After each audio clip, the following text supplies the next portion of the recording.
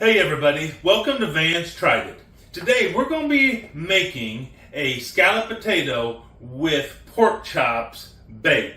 And so one of the things that really drew me to this recipe that I'm going to put a link to down in the description is this lady said that what she likes to do is she likes to take a full pork loin and cut it into her own pork chops, so that she can make them the size that she wants them, as thick or thin as she wants.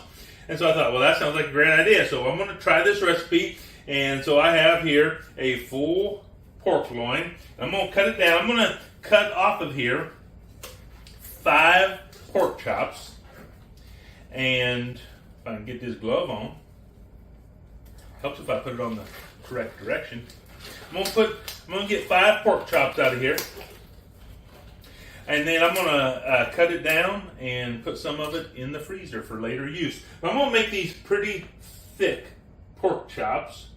So what I'm going to do, just to kind of measure out how thick I want them, is I'm going to take about 1 finger width.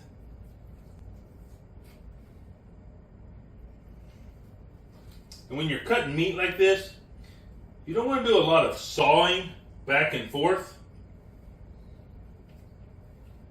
That might be too thin, I think. So I'm gonna thicken them up a little bit. I think that was too thin.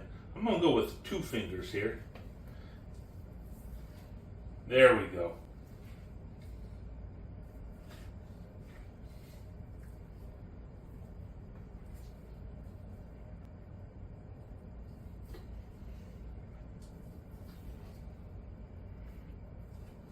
You can just give it basically 2 good cuts, back and forth either direction. Of course, you can use the one that you just cut to kind of give you a measurement where you're going here. Like I said, I want 5 of these.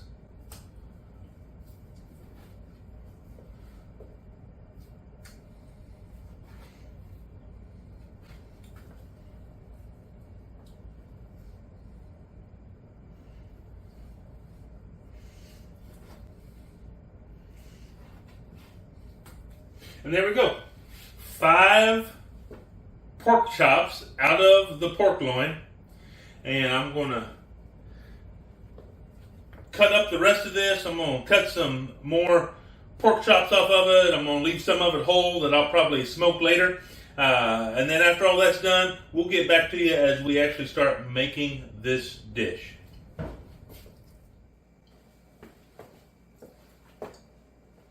Okay, so we're back. And the recipe site that I got this from is called homeschoolnest.com. A lady named Turia runs it. And so this is her recipe. Now, one of the things that she says on there is that this recipe is bland and she recommends season it however you like. And so one of the things I'm going to do to take care of that, which she does not do, is I'm going to go ahead and brown these pork chops up. I have a hot skillet here, and I'm going to put some butter in the hot skillet. Let that butter melt a little bit. While I'm doing that, I'm going to put some salt and pepper on here. So anytime you are frying or browning meat, there is nothing wrong with putting some salt and pepper on there. And hey, you can even put some garlic powder on there. I'm not doing that today because I'm going to have garlic in this recipe, but there is nothing wrong with some garlic.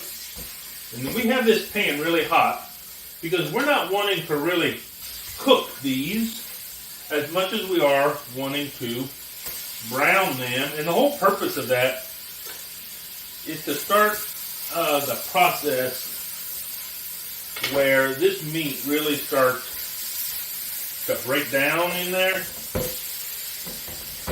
it starts to really release the flavors. So we want a really nice hot skillet. We're not, like I said, looking to really get a cook on this meat. We just want a good crispiness to the crust. And I'm actually going to take these out. I'm going to put them right back on the plate where they were raw. And the reason for that is that they're going to be cooked after this. So I'm not really worried about them getting any bacteria from the raw meat because it's going to be cooked in the oven. So just to save some washing of dishes, I put some salt and pepper on this side too. But anyway, just to save some washing of dishes, I'm going to put them right back on that same plate. So I got a good brown started on these. I'm just going to turn them over.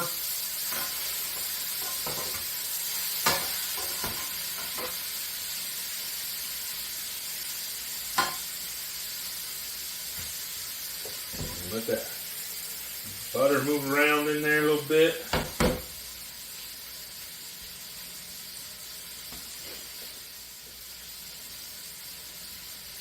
All right, that is good.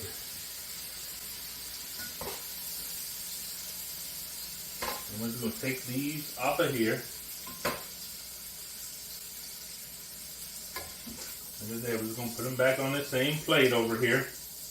And now, the other thing that we're going to do, that she did not do, is there are onions in here. And we're going to go ahead and get these onions caramelized and cooked down a little bit. I have told you in the past, and it is still the case, that I pretty much am always going to caramelize my onions. It really releases the flavor when you caramelize them a little bit. I'm going to put right in there with it some garlic.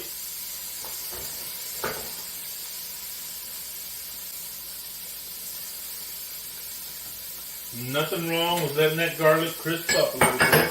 And also right in here, I have about 2 tablespoons of Italian seasoning and 1 tablespoon of seasoned salt. I'm going to put that all in there.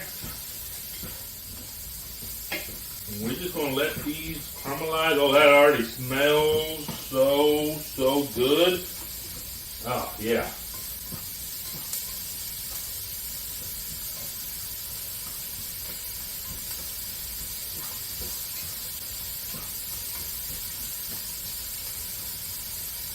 All right, while this is caramelizing, I'm going to go ahead and get set up for the next step, and we'll see you when these are all caramelized.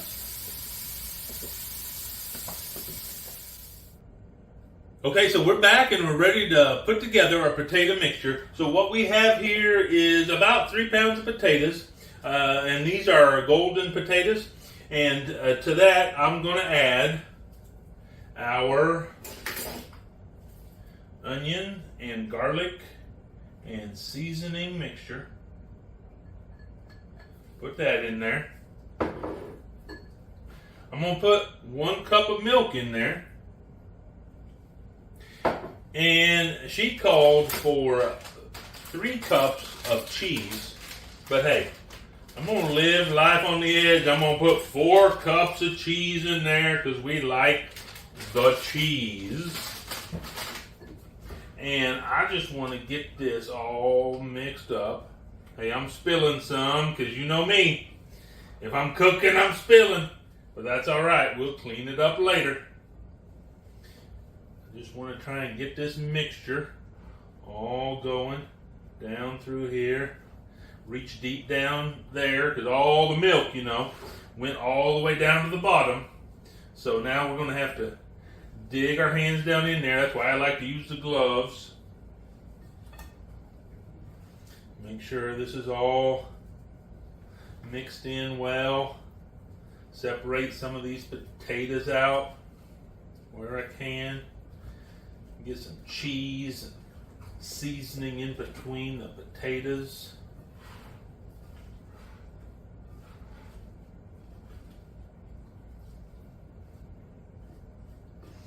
Okay, that's mixed up pretty well. Let me get one of these gloves off.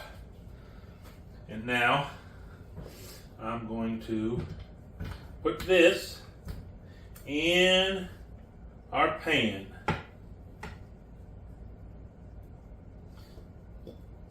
This is just an 8.5 by 11. You could be using a 9x13. Give you a little bit more room if you wanted to.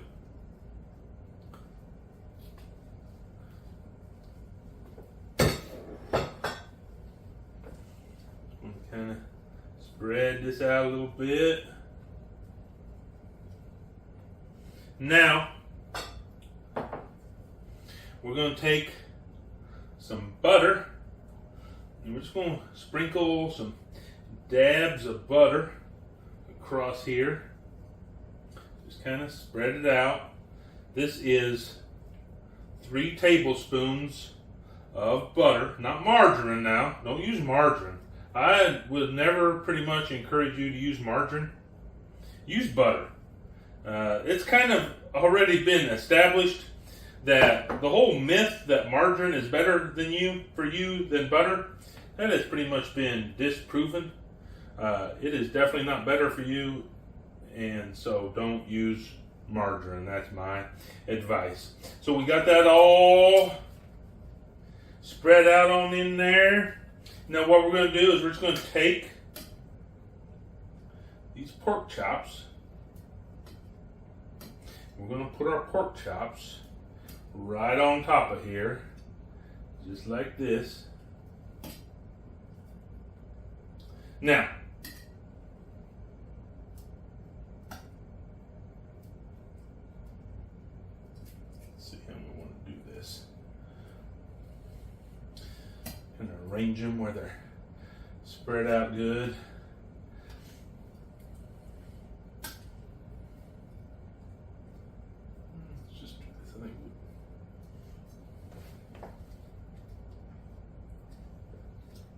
Just line them up across there is what I'm going to do.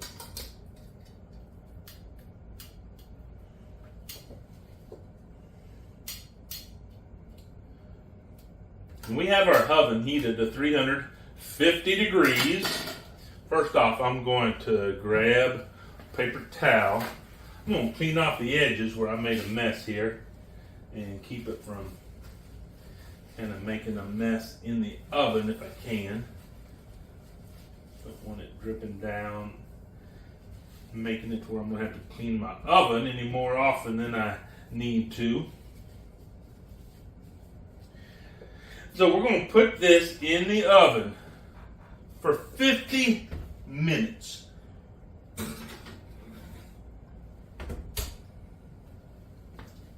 we're going to let that cook, and then we're going to come back and see if it's all done. We'll get back to you in 50 minutes.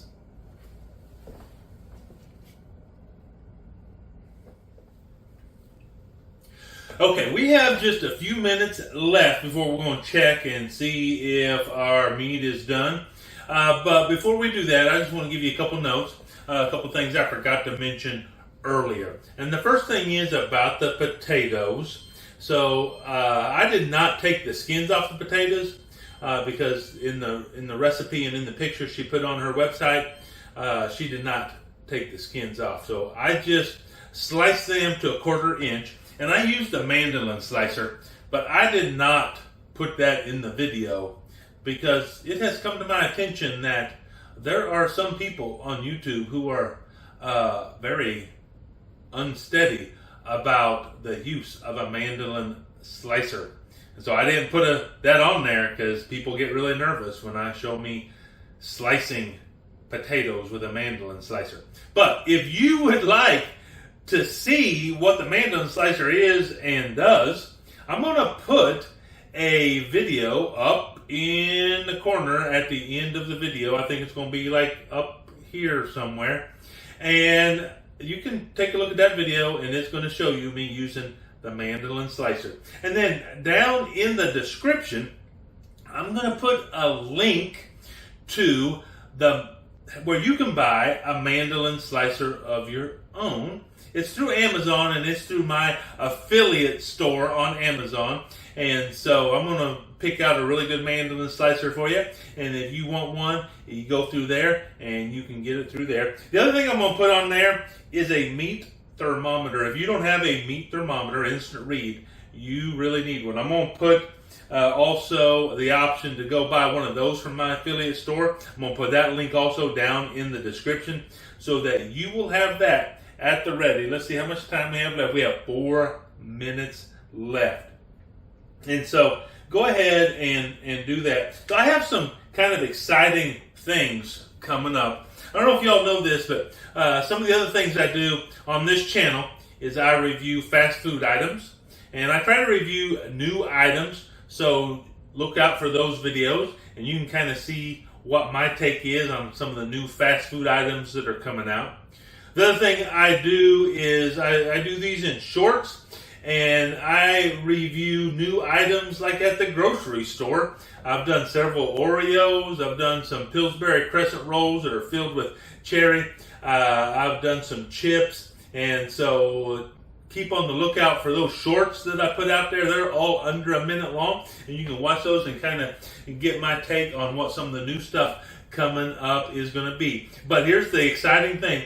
Coming up in June, you're going to see Vance tries an Alaskan vacation. That's right. My wife and I are going with my in-laws to Alaska. We're going to cruise on a cruise ship for 3 days, and then we're going to take a land tour of Alaska.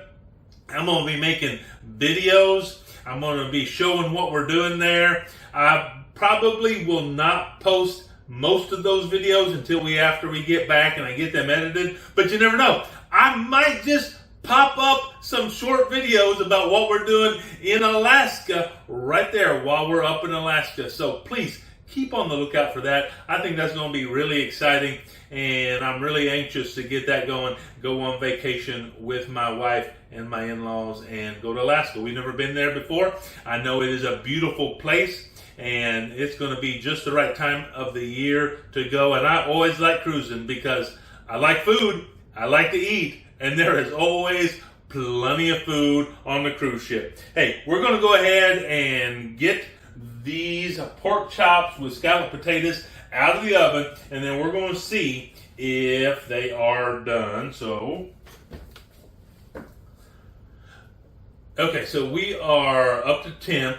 We have taken it out of the oven. We're going to let it cool a little bit, and then we're going to come back, dish it up, and give it a taste. Okay, so we are cooled off and we're ready to give this a try. First, let's grab one of these pork chops, put it on a plate. Now let's get some of these potatoes.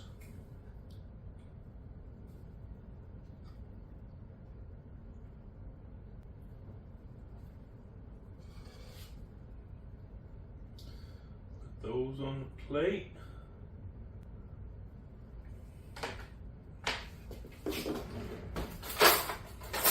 Grab a little fork out of here. And let's give it a try. First, let's try the potatoes.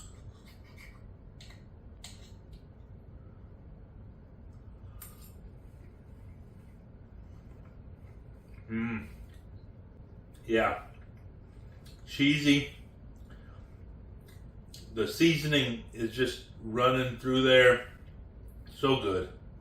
So good. I am going to need a knife to cut this pork chop.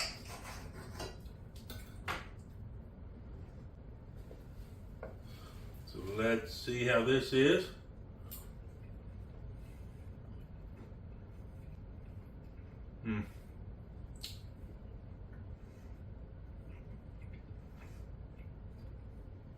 Yeah, I mean, it's a good pork chop.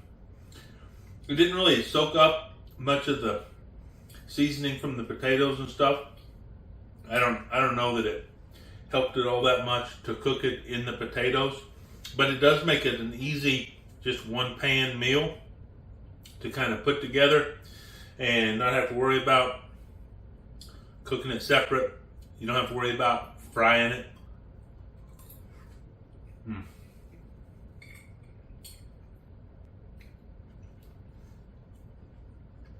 I probably would have cut my potatoes a little bit thinner, but yeah, This is a good meal. Hey, I tried it. You should too.